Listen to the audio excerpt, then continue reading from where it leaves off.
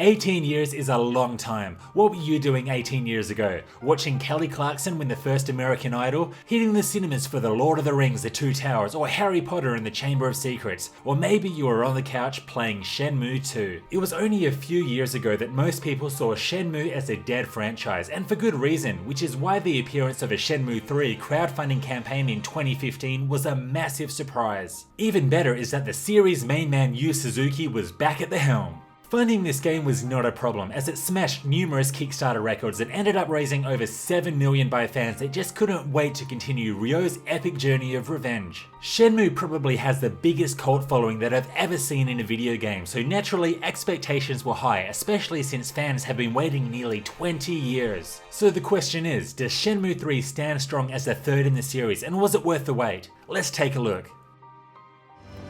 He does not know of the strength hidden within him. The strength that would destroy him. The strength that would fulfill his wishes.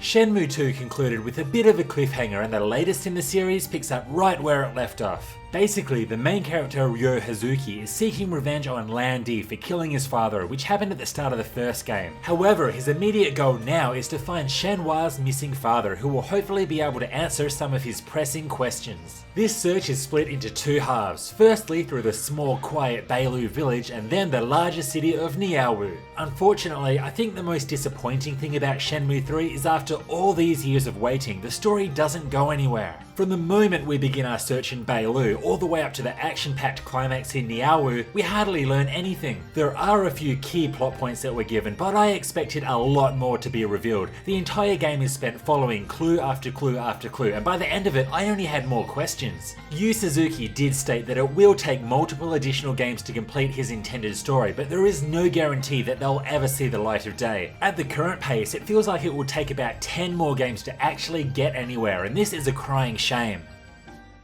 The single best thing about Shenmue 3 is that it is Shenmue. It feels like a prettier version of what should have been created in 2002. Shenmue 3 stays true to what we all loved in the past, but at the expense of very little innovation. The two locations are pretty big with loads to explore, and there is no shortage of things to do. One thing that I really liked this time around is a huge focus on collecting and rewards. In previous games, I was never really motivated to collect all of the capsule toys or explore each and every location in the world. I mean, just think about how many empty apartment rooms there were in Shenmue 2. This time, however, there was a huge emphasis on completing sets of items and exchanging them for useful rewards or lots of cash. These sets include toys from capsule machines, herbs hidden around the place, items from shops, or prizes from mini-games. This made it so that I actually wanted to explore every inch of the world and interact with every shop owner so that I could complete sets and reap the rewards. Winning specific prizes was also a big incentive to play the many mini-games around the place. Some of them returned from previous games such as Lucky Hit, while others are completely new. This is definitely a great way to kill time. With that said, time killing isn't something that you're forced to do this time around. We are now given the ability to jump forward in time if there's a future event that only triggers at a certain time of the day. You need to pay for your room tonight. Don't tell me you don't have any cash. No, I do. Thank you.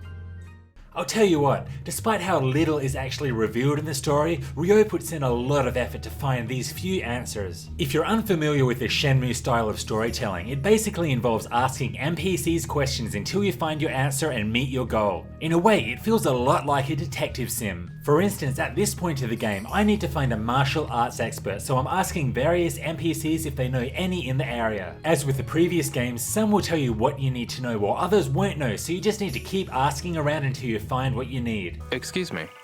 What is it? Do you know any martial arts experts? Experts, you say? Goodness. Does anyone come to mind? Isn't there that one girl who always practices martial arts? There is a crazy amount of dialogue written and voiced for just about every single NPC in every single situation of the game, and this is one of the things it does and has always stood out in Shenmue games. The quirky and awkwardly hilarious responses and conversations you had with characters in the past games was one of the most memorable aspects for me. This time around, it almost feels like the writers and voice actors tried too hard to replicate this unnatural, awkward feeling created in every single conversation. Yeah, sometimes my mouth smirked and I thought, ha, that's that's good old Shenmue for ya. But at other times, I wondered why more natural, free-flowing dialogue couldn't have been presented. I mean, on some occasions, responses make absolutely no sense. It's like the NPCs are answering questions that you didn't ask. At other times, you literally repeat the same thing multiple times to the point that I felt so awkward for Ryo and his inability to converse properly. Like I said, this was part of the charm 20 years ago, but I'm unconvinced that it works in this day and age. Anything else? She's cute. Mate, you can do so much better. I thought the visual style of Shenmue 3 was pretty good considering its relatively small budget. It basically looks like a prettier version of the past two games while still retaining some of the visual charm such as the odd looking characters. However, I did feel that the presentation of the cutscenes could have been improved in that there are often unnecessary fade to blacks and awkward jump cuts when characters are speaking. And while they certainly look pretty enough, wandering around Bailu and Niaowu came with its problems, and this is one of my biggest complaints about the game. Ryo actually loses health by running around. This means that if he runs around too much, he'll have to walk at a slow pace, plus his health will be too low to stand a chance in combat. As a result, you have to ensure that you constantly purchase food and feed Ryo throughout the day. This mechanic was inconvenient and completely unnecessary. I felt that if they really wanted to play around with food requirements, they should have a separate stamina gauge that is entirely independent from health. How anyone thought that this was a good idea is beyond me. Excuse me. I'm looking for a store that sells 50-year-old Lao Joe. If you want a drink, just come over to my house. You can drink as much as you want. No thanks.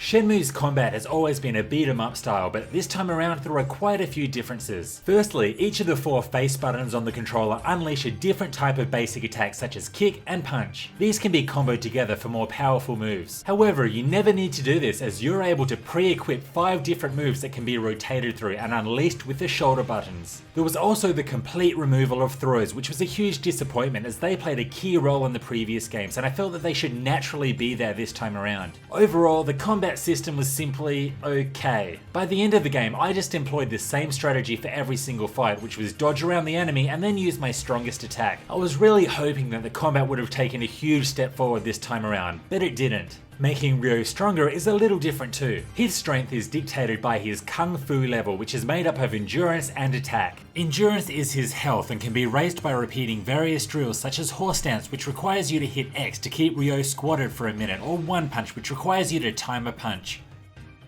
His attack on the other hand can be increased by using an equipped skill repeatedly while sparring with enemies. There is no strategy required when sparring. All you need to do is repeat the same button combination over and over again until you have mastered all 10 levels of it. Occasionally a quick time event pops up which requires fast button presses, but apart from this, leveling up your skills is overly repetitive and boring. The one thing that I did like here is that once a skill has been mastered, sparring with it will no longer provide you with EXP, which means that acquiring the many new skill books around the world is very necessary. This is one of the reasons that completing your item sets are so important, as it's the best way to obtain new skills.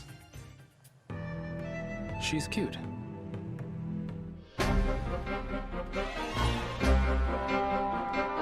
I feel that Shenmue 3 is a modern game stuck in the early 2000s, or vice versa, whatever makes more sense. It takes everything that was popular about Shenmue 1 and 2, gives it a pretty facelift, and straps us in for a very similar ride. And this is good because I can only imagine the uproar if too much was changed. Everything was there that should be, and I really enjoyed the incentive I was given to do everything I could, and there was a lot to do. It was great to jump into Ryo's shoes once again and continue his epic journey, except for the fact that nothing really progressed. Being a modern game, I also felt that quite a few things should have been improved upon, such as the combat and the awkward and nonsense dialogue and voice acting. The stamina system was also completely unnecessary. Running around should never take you to 1 HP. That's basically the equivalent of going for a jog then dying. It may seem like there is a lot of bad and only a little good, but the fact that it is the next Shenmue game outweighs a lot of the bad. For this reason, the equation is simple. If you're a fan of the series, you should definitely play this. If you're not, I think there's very little enjoyment that you'll get out of starting with Shenmue 3. What did you think? Was it worth the wait? Did it live up to your expectations? Let me know in the comments. This was Hellfire RPGs, thanks for watching. If you like this, hit like and sub for more RPG content.